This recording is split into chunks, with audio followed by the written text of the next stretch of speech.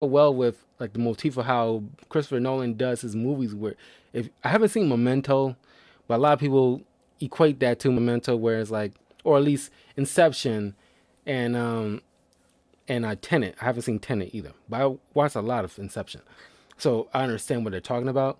When they just Christopher Nolan likes to mess with time a little bit, like get out of sequence with like the present and the past. But Batman Begins was like a solid one. Uh, Christian Bale after his role in American Psycho, you can easily tell like he can play that Bruce Wayne role very well. But yeah, with Liam Neeson's Ra's al Ghul was fantastic, fantastic casting. I can definitely see him. He looked the part of Ra's al Ghul from the animated series. Of course, they call him Ra's al Ghul. His animated series version is Raish. For the longest time, leading up to that first movie, it bugged the crap out of me that they pronounced it Roz instead of Raish because I grew up with pronouncing it Raish. But it's kind of like Street Fighter with Ryu and Ryu. They both, is correct, but just pronounced differently. But that's neither here nor there. It's not a big deal. But it's just like for a little while, it bugged the crap out of me. But yeah, everybody involved, well, Katie Holmes and I think it was Katie Holmes in the first one, then uh, Maggie Gyllenhaal in the second one.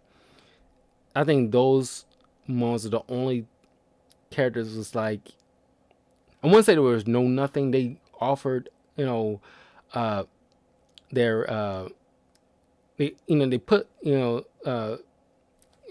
offer something to the table, but their role as racial dolls is probably like the only thing that kind of like lacks for a lot of people, including me. I mean, it's like you need somebody in the DA that's not Harvey Dent, and you gotta fill that role as somebody inside the DA's office that Batman can essentially work with. So they did offer something, but it's just like those it can easily been like just either Harvey Dent by himself, then lead into Two Face in the sequel, but he needed like a love interest. It's not a big deal. It's whatever. But but yeah, Scarecrow, Killian Murphy, who did audition for the role of Bruce Wayne, but I think he definitely fit Scarecrow better. And it's just that the whole, I mean, the third act to Batman Begins was fun. I still enjoyed it, but act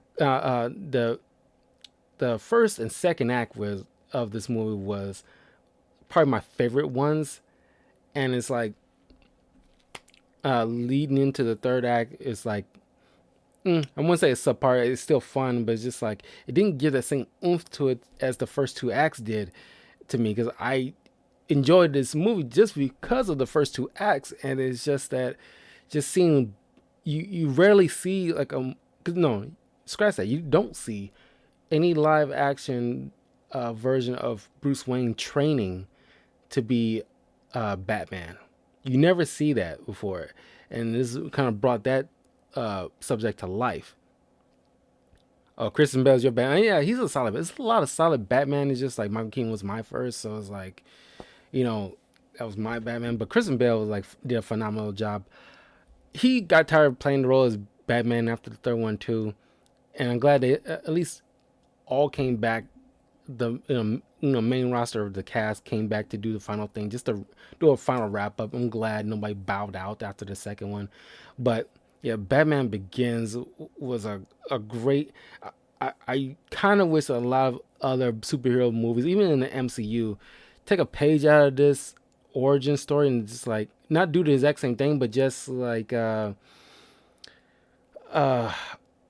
just do something to tweak it, just to make it interesting, not like any cookie cutter thing. Because a lot of people kind of poo pooed Doctor Strange's origin movie because it's kind of cookie cutter to Iron Man's, and it's like I can see. I mean, I still enjoyed it, but I can see what people are talking about. How it's like it's pretty much following like beat for beat so far as like how origin stories typically go, and I kind of agree that if you're making an origin story for a superhero, you gotta do something that kind of stands it apart from any other cookie cutter origin story. Make it unique, and this one definitely was unique. And uh, just just to see just Bruce Wayne being Batman, uh, it is just becoming Batman is just awesome.